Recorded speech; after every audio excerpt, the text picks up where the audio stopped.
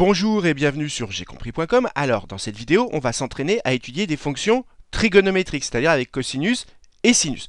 Et l'intérêt de cet exercice, c'est que quand on a une fonction comme ici qui mélange cosinus et sinus en même temps, eh bien très souvent, on s'arrange pour écrire la fonction soit à l'aide d'un seul cosinus, soit à l'aide d'un seul sinus. Regardez, c'est ce qui se passe dans la dérivée. Regardez, il n'y a plus qu'un seul sinus, il n'y a plus de cosinus. Parce que quand sinus et cosinus sont mélangés, c'est plus compliqué que lorsqu'il n'y en a qu'un seul. Et très souvent, pour passer de cosinus et sinus mélangés à un seul, on utilise la formule que j'ai rappelée ici, le sinus de a plus b, ou parfois, même système, le cosinus de a plus b. Ces deux formules, elles sont très utiles parce que quand vous avez sinus et cosinus qui sont mélangés, eh bien, ça permet de les écrire à l'aide d'un seul sinus ou à l'aide d'un seul cosinus. Et je vous ai également remis ici les formules pour dériver sinus et cosinus. Et j'ai rappelé ici la technique pour étudier les variations d'une fonction à l'aide de la dérivée.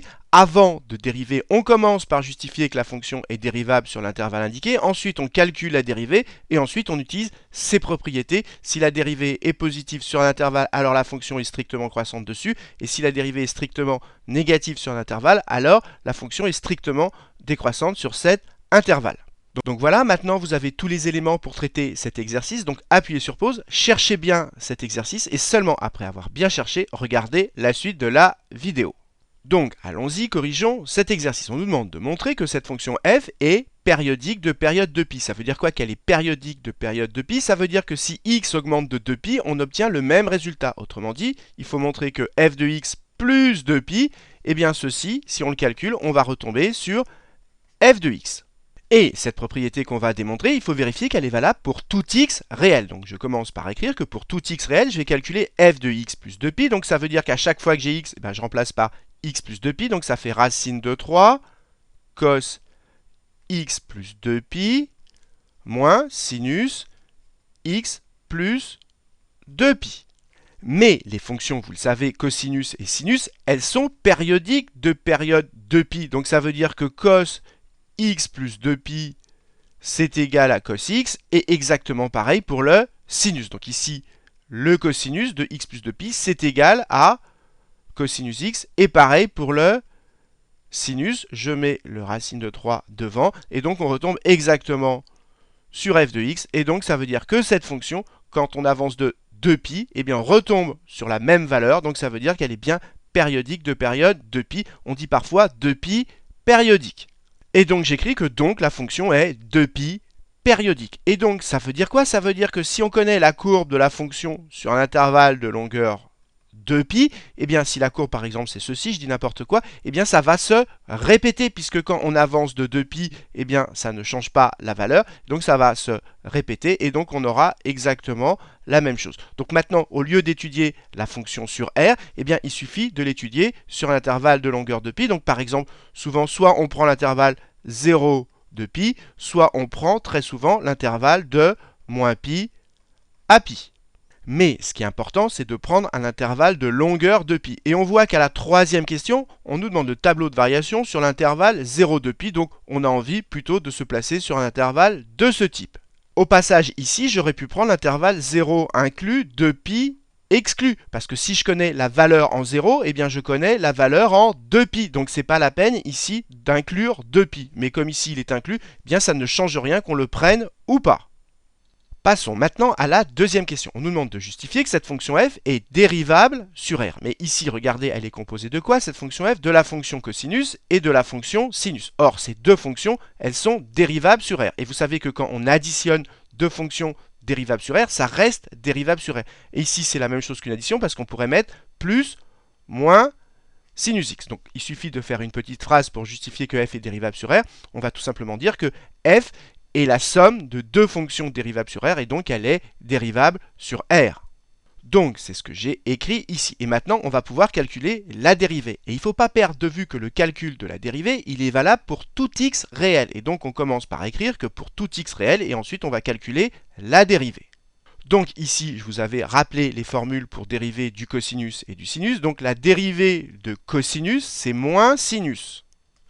Et donc ça va faire, ici ça va faire moins sinus x multiplié par racine de 3. Et ici, le sinus quand on le dérive, ça fait du cosinus. Voilà, c'est aussi simple que cela. Et donc le moins ici, on pourra le mettre devant. Et donc ça fera moins racine de 3 sinus x moins cosinus x. Donc je refais le calcul que j'ai fait ici au brouillon. Ça fait racine de 3, la dérivée de cosinus, c'est moins sinus x. Ici, ça fait moins, et je remets ici, donc la dérivée de sinus, ça fait donc cosinus x. Et maintenant, j'arrange, donc ça fait moins racine de 3 sinus x moins cosinus x. Donc nous, on a bien calculé la dérivée, mais on nous demande de montrer que la dérivée est égale à ceci. Et donc là, quand on voit qu'il n'y a qu'un seul sinus, alors qu'ici il y a du sinus et du cosinus, on se doute qu'il faut utiliser la formule de sinus a plus b. Donc qu'est-ce qu'on va faire? Ceci, c'est bien la forme sinus a plus b. On va utiliser cette formule, on va développer et on va arranger en espérant qu'on va bien tomber là-dessus. Donc je répète, moi j'ai calculé f' de x, j'ai obtenu ceci, et maintenant je vais calculer ceci séparément à l'aide de cette formule, et j'espère que je vais tomber là-dessus, et donc ces deux quantités seront égales. Donc j'y vais, j'écris que moins 2 sinus de x plus pi sur 6, c'est égal à quoi? J'ai moins 2, et maintenant j'ouvre une parenthèse, donc ça fait, j'applique cette formule, donc ça fait sinus x cos pi sur 6 plus sinus de pi sur 6 cosinus x. J'ai juste appliqué cette formule que vous devez absolument connaître par cœur. Maintenant, je vais avoir besoin des valeurs de cos pi sur 6 et de sinus pi sur 6. Donc je fais un cercle trigo, je place pi sur 6, c'est pas très beau sur mon dessin, mais vous devez savoir qu'ici en ordonnée, en pi sur 6, on est à 1,5 et qu'en abscisse, on est à racine de 3 sur 2. Donc ça veut dire que le cosinus de pi sur 6, ça correspond à l'abscisse, et donc le cosinus, ici ça va faire racine de 3 sur 2, et que le sinus de pi sur 6, il correspond à l'ordonnée, c'est-à-dire à 1,5, et maintenant je vais tout simplement remplacer. Donc dans ma parenthèse, à la place de cos pi sur 6, je peux mettre racine de 3 sur 2, donc je le mets devant, donc ça fait racine de 3 sur 2 sinus x, et pareil, à la place de sinus pi sur 6, je mets 1,5 cosinus x. Et maintenant, j'ai plus qu'à développer. Donc ça fait moins 2 fois ceci, donc les deux se simplifient, donc ça me fait moins racine de 3 sinus x. Je développe, les 2 se simplifient, et donc ça me fait moins cosinus x. Et qu'est-ce qui reste? Eh bien, il me reste ceci, exactement, regardez, exactement cela. Et donc, on a bien démontré que ceci, c'est bien égal à f' de x. On a bien exactement démontré cette égalité. Et maintenant, il faut quand même comprendre l'intérêt de cette question, parce que moi, j'ai bien dérivé, j'ai obtenu ceci. Mais il ne faut pas perdre de vue que moi, après, il va falloir que je trouve le signe de la dérivée. Et comme il y a du sinus et du cosinus mélangés, eh bien, c'est compliqué. Et donc, du coup, on nous a aidé à arranger ceci à l'aide d'un seul sinus. Et donc, au lieu de travailler avec ceci qui est la dérivée, eh bien, je vais travailler avec cela qui est beaucoup plus simple. Passons maintenant à la troisième question. On nous demande d'en déduire le tableau de variation de f. Donc ça veut dire que maintenant il va falloir trouver le signe de la dérivée. Donc ici ça c'est facile, ceci c'est négatif. Et donc maintenant reste à trouver le signe du sinus. Donc la question qu'il faut se poser, c'est quand est-ce qu'un sinus est positif et quand est-ce qu'il est négatif. Pour cela, on fait un petit cercle trigo et on n'oublie pas que si on a un point qui correspond à x, le sinus, ça correspond à l'ordonnée. Sinus x, ça se lit sur l'axe des ordonnées. Donc si on veut que le sinus soit positif, il faut qu'on soit dans cette zone en sinus. Autrement dit, ça correspond à cette partie-là du cercle trigo. Autrement dit, entre 0 et pi. Mais il ne faut pas oublier que si je pars ici de 0 et que je fais un tour complet, eh bien je retombe exactement sur le même point. Et donc, il faut bien comprendre qu'il n'y a pas qu'un seul nombre qui correspond à ce point, il y en a une infinité, 0 plus un certain nombre de fois un tour complet, c'est-à-dire plus k fois 2pi. Et c'est exactement pareil avec pi, pour être sur ce point-là, on est à pi, mais plus un certain nombre de fois un tour complet, c'est-à-dire plus k fois 2pi.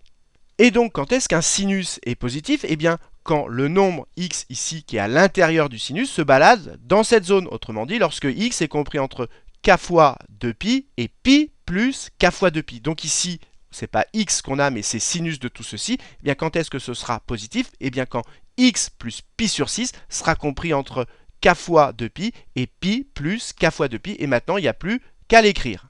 Et donc, chercher quand est-ce que ce sinus est positif, eh bien, ça revient à dire que ce qu'il y a à l'intérieur, x plus pi sur 6, c'est compris entre k fois 2pi et pi plus k fois 2pi. Et maintenant, on va tout simplement isoler le x.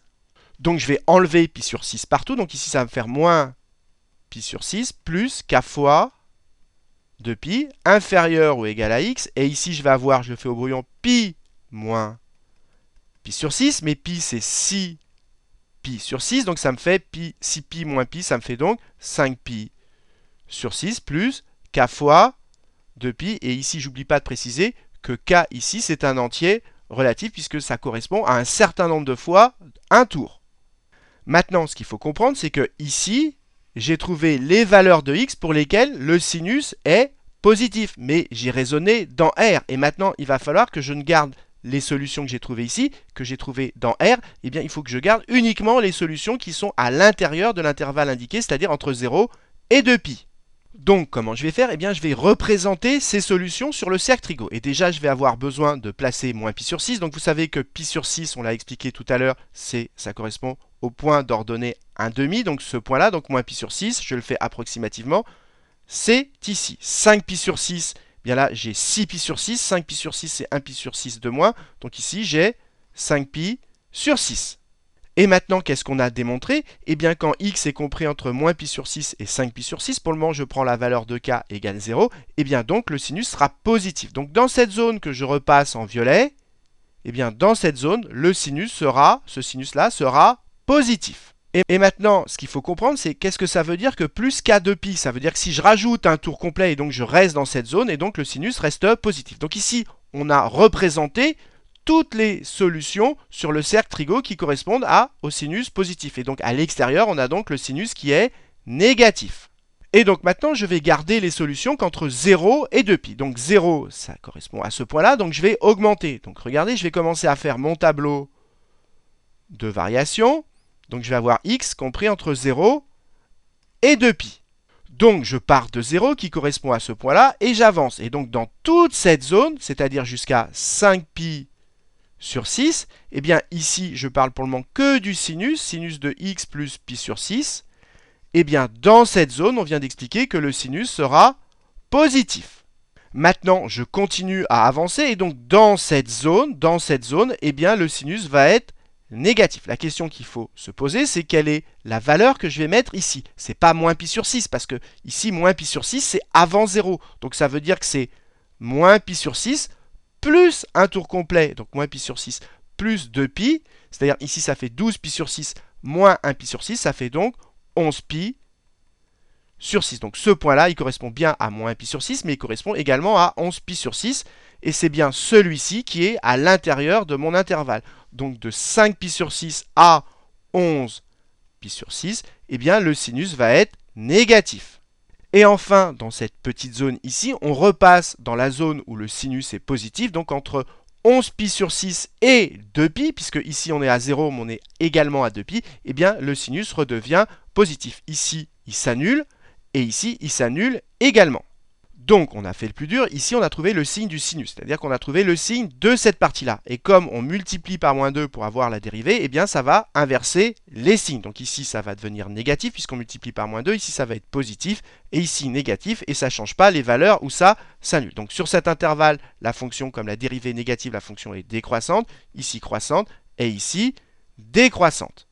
Reste maintenant à trouver les valeurs qui sont ici, là, là et là. Donc la valeur qui est ici, on remplace tout simplement x par 0 dans f. Donc on remplace x par 0, donc ça va faire cos de 0 et sinus de 0. Vous savez que cos 0, ça fait 1, et sinus 0, ça fait 0. Si vous n'êtes pas à l'aise, vous placez 0 sur le cercle Trigo. Le cosinus, c'est l'abscisse, donc ça fait cos 0, ça fait donc 1, et sinus 0, c'est l'ordonnée, ça fait 0. Donc ça fait racine de 3 fois 1, ce qui fait racine de 3 moins 0. Donc ici, ça fait exactement racine de 3. Maintenant, on n'oublie pas que la fonction elle est 2pi périodique, donc ça veut dire que si on avance de 2pi, on a la même valeur. Donc entre 0 et 2pi, on a la même valeur, donc ici on a nécessairement racine de 3 également. Maintenant, il faut trouver la valeur qui est là, qui correspond à 5pi sur 6. Donc on prend le cercle Trigo, pi sur 6, je rappelle que pi sur 6, rappelez-vous que ça correspond à un point d'ordonnée 1,5, donc 5pi sur 6, ici on a 6pi sur 6, donc ici on a un pi, c'est 6pi sur 6, donc ici on a 5pi sur 6. Donc combien vaut? Donc ici, il va falloir remplacer x par 5pi sur 6. Donc on va avoir besoin de cosinus de 5pi sur 6 et de sinus de 5pi sur 6. Et vous devez connaître les valeurs pour pi sur 6. Donc ici, je rappelle qu'on est à 1/2 en ordonnée et on est à racine de 3 sur 2 en abscisse. Donc ça veut dire que ici, on va être le symétrique. Donc ça va faire moins racine de 3 sur 2 en abscisse. Comme l'abscisse correspond au cosinus, ça veut dire que le cosinus de 5pi sur 6, c'est tout simplement moins racine de 3 sur 2. Et le sinus de 5pi sur 6, ça correspond à l'ordonnée. Ça fait bien 1/2. Donc, pour trouver la valeur qui est ici, on calcule f, on remplace x par 5pi sur 6 dans f, donc on fait f de 5pi sur 6. Donc, si on remplace, ça fait racine de 3 cosinus de 5pi sur 6, mais cosinus de 5pi sur 6, on vient d'expliquer que ça fait moins racine de 3 sur 2, moins le sinus de 5pi sur 6, moins 1/2, et maintenant, il n'y a plus qu'à arranger. Donc ici, racine de 3 fois racine de 3, ça fait 3. Donc ça fait moins 3 demi moins 1/2. Ça fait donc moins 4 demi. Et donc ça fait moins 2. Donc la valeur qui est ici, c'est tout simplement moins 2.